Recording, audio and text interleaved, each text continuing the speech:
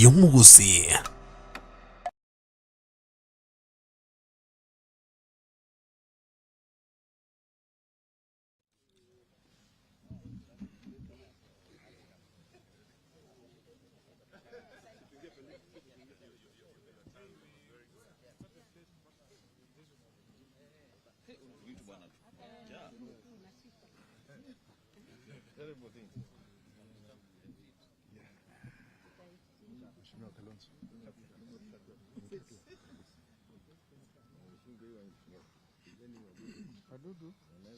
So, are we ready? Ready.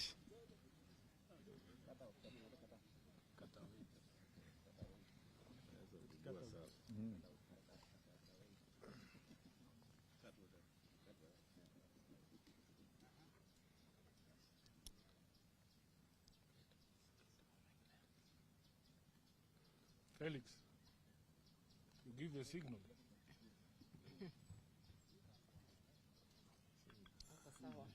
So, okay, ladies and gentlemen, we had a meeting here of the Azimio La Umoja One Kenya Coalition Summit.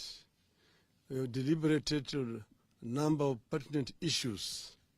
And we have a statement which is going to be read on our behalf by Honorable Eugene Wamalwa.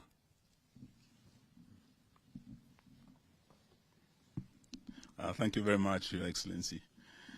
Ladies and gentlemen, this is a press statement by Azimio La Umoja One Kenya Coalition Party. Azimio leadership and our delegation to the bipartisan talks had a meeting today, and we received a progress report on the talks and events leading to the decision by our team to declare a statement and suspend the talks. The meeting discussed in detail the continuing attacks on Azimio La Umoja by Kenya Kwanza, despite our protests and express provisions of the Constitution. A number of issues emerged. First, the talks appear to have proceeded well until yesterday, when our delegation tried to move into substantive issues. As Kenyans are aware, our substantive issues remain as follows. 1. Immediate steps to lower the cost of living. We dare add that cost of living has acquired more urgency in light of the finance bill, the continued rise in the cost of basics like unga, sugar, and fuel, the continuing fall of the Kenya shilling, and the new raft of taxes that the Kenya Kwanza administration is determined to push down the throats of suffering Kenyans. 2. The audit of IEBC election servers. 3. Restructuring and reconstitution of IEBC. 4. An end to the efforts by Kenya Kwanza to incapacitate, kill, or take over other political parties. We hasten to add that the desire to kill political parties goes beyond the attacks going on and include efforts by the Kenya Kwanza regime to deny funding to Azimio-affiliated political parties. It is a standard procedure that for any team of negotiators to delve into substantive issues, they need to agree to take some preliminary steps that preserve the substantive matters. Going by these established principles in negotiations, our delegation asked that there be some preliminary actions on the cost of living, agree to the preservation of the IEBC servers in light of the fact that we have asked for an audit of the same, suspension of the selection panel of IEBC in light of the fact that it is an agenda of the talks, and cessation of Kenya Kwanza invasion of Azimio as talks go on. Unfortunately, our team met resistance, hostility, and outright rejection on all the desired preliminary actions. Kenya Kwanza could not commit to stop the invasion of Jubilee, preservation of the servers, interim measures at reduction of cost of unga, and suspension of the process of hiring new IEBC commissioners. In other words, Kenya Kwanza wants to continue with the measures that make cost of living even more expensive. They want to interfere with IEBC servers, proceed with the picking of IEBC commissioners, and continue invading Azimio parties. Our delegation therefore came to the decision that if the interim measures cannot be guaranteed, there would be no need to move into substantive issues. The framework agreement that set up the talks provides for a 7-day suspension of the talks in the event of a stalemate, and our delegation proceeded to invoke this provision. If at the end of the 7 days we will not be able to resume the talks will be considered to have collapsed. A number of other issues have emerged from the talks. One is that the Kenya Kwanza side is essentially several teams in one. The members are answering to different bosses and are not moving in the same direction. They are getting different instructions and are clearly pulling in different directions. Secondly, Kenya Kwanza has no clear direction on whether the talks should proceed or not. Deliberately, they have no clear direction from Mr. William Ruto on how to proceed. 3, Kenya Kwanza sees the talks as a process of managing the political situation, calming down the political temperatures, and continue with business as usual.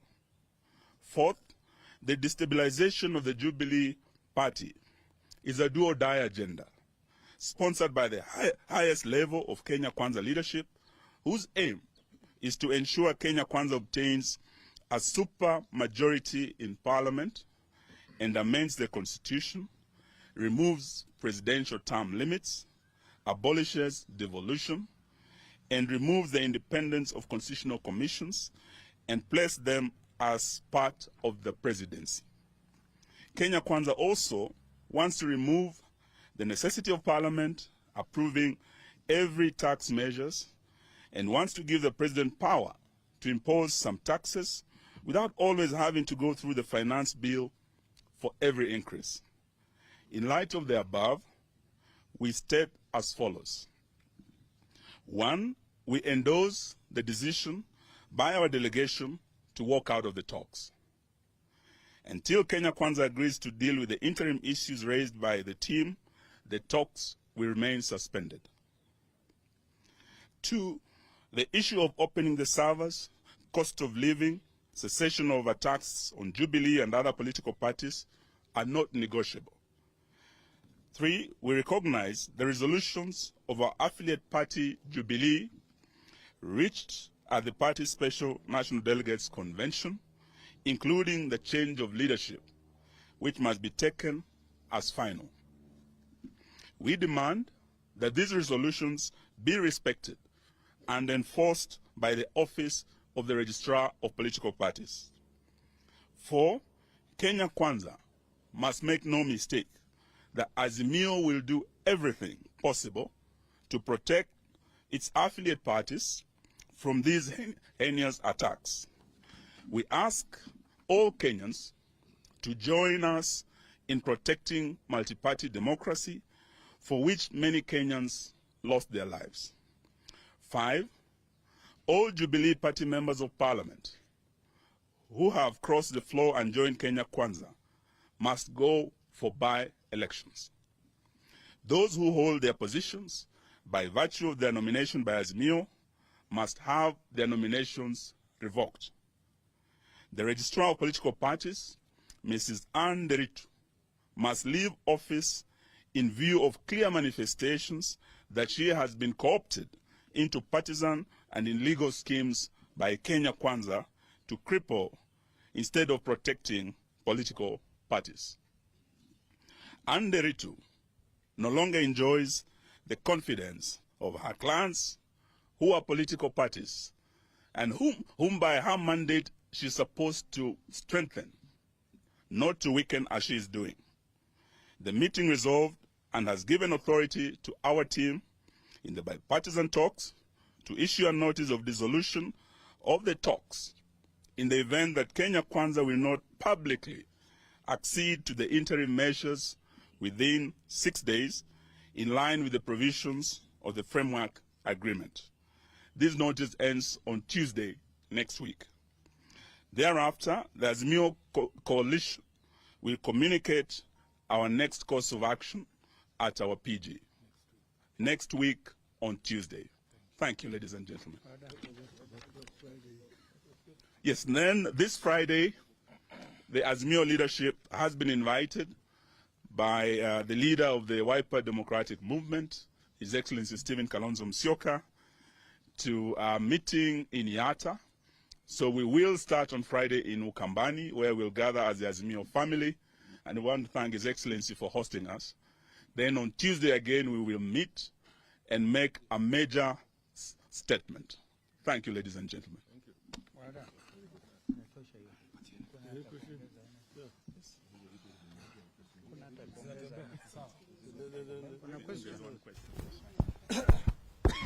Thank you so much. Just two questions. Number one, you're calling for the implementations of the resolutions of the NDC of the Jubilee Party, but the ORPP said yesterday that the NEC meeting that constituted the NDC was not proper because of quorum. So how will you ask for that? Number two, there's this sugar issue, and there have been talks about there's some people, top government officials, who are involved in it. Do you know who these people are, or as in your oversight role? Thank you.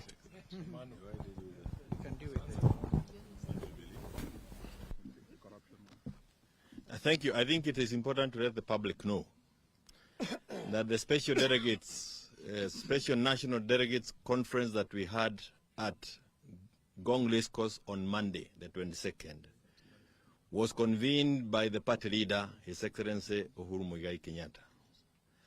Our party constitution does not require a NEC resolution for the party leader to convene the NDC. So we see the Register of Political Party on a very interesting mission here to hunt for reasons to just kill political parties in this country. Clearly, we saw her backdating letters, issuing letters like the letters that she is trying to use to justify her cause are dated 19th. And when we asked her, she said she had delivered the letters through the email. And you can easily, you know, when you want to lie, you need to do some homework. This is a printout of the time and the date the email was sent. And I can read it for you. The email was sent on the 22nd of May. That is Monday, at 8 o'clock in the night. After the NDC. But the letter is dated 19th of May, last week. I got the physical copy yesterday when I went to her office. This is just one of the examples of how she has continued to misuse the office and execute other mandates other than what was given to her. The letter that she is trying to quote was sent to her by Kanini Kegega.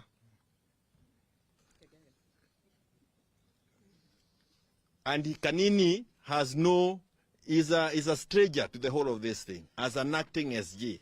But cleverly, because they are now agents of destruction, actually really playing the role of undertakers of political parties, she replies to Kutuni, the Deputy Secretary General. So she is the one trying to sanitize this invasion to political parties.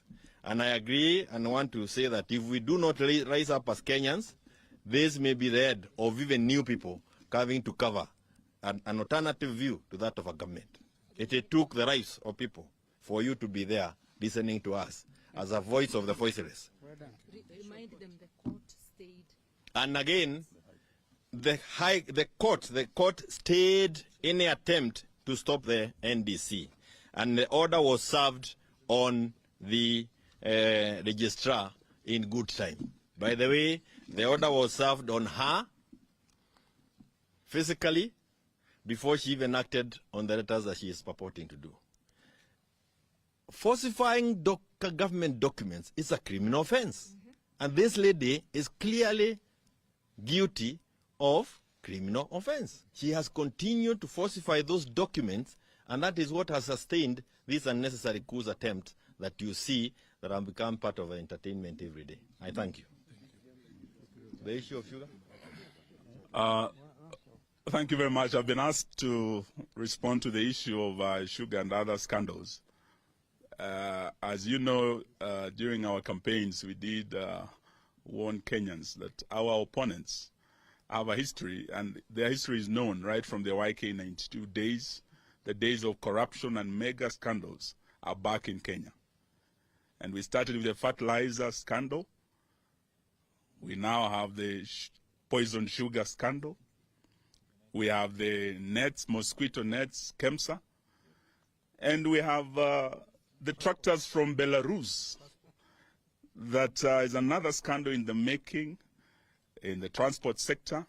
Today, we were just addressing ourselves to the immediate changes that have taken place. But on Tuesday, we will be addressing matters, corruption substantively, and also attempts by Kenya Kwanza to kill political parties. And not just political parties and killing multi-party democracy. Kenya Kwanza wants to kill devolution. As we speak, I heard Governor Kahiga of Nyeri saying on Friday, he'll be shutting down. Where is this money going? So this is a matter that we'll be addressing substantively on Tuesday. For today, we wanted to focus on the changes that have taken place, and the talks remain suspended until Tuesday when we make a further statement. Thank you very much. Yes, and also we want to say this to the Kenya Kwanza regime. They have to stop this politics of intimidation. They have started targeting and arresting Azimio supporters. We had young man Gaucho, the one that my successor at the Ministry of Defense said is such a lowly bastard who should not be seen with great leaders. And it was a shame for President Uhuru to work with a chokora like Gaucho. But these are the real hustlers who are taken for a ride by the hustlers in State House, who cannot now work with them. And today, Gaucho, as we speak, was arrested after he made a statement at the Jubilee NDC. From yesterday, he's been in custody. As we leave here, we want to follow up to ensure he's released today. Maina Njenga, just because he came out to support Raila Odinga, he went all the way to Njambini. They tried to arrest him, and from yesterday, they have arrested him. As we speak, he's in Nakuru today trying to get back his freedom. We want to say no to intimidation and police harassment. They said they will not criminalize the justice criminal system. That's exactly what they're doing, and we want to urge our police to stop being misused by the Kenya Kwanza regime. Asanteni sana. Thank you.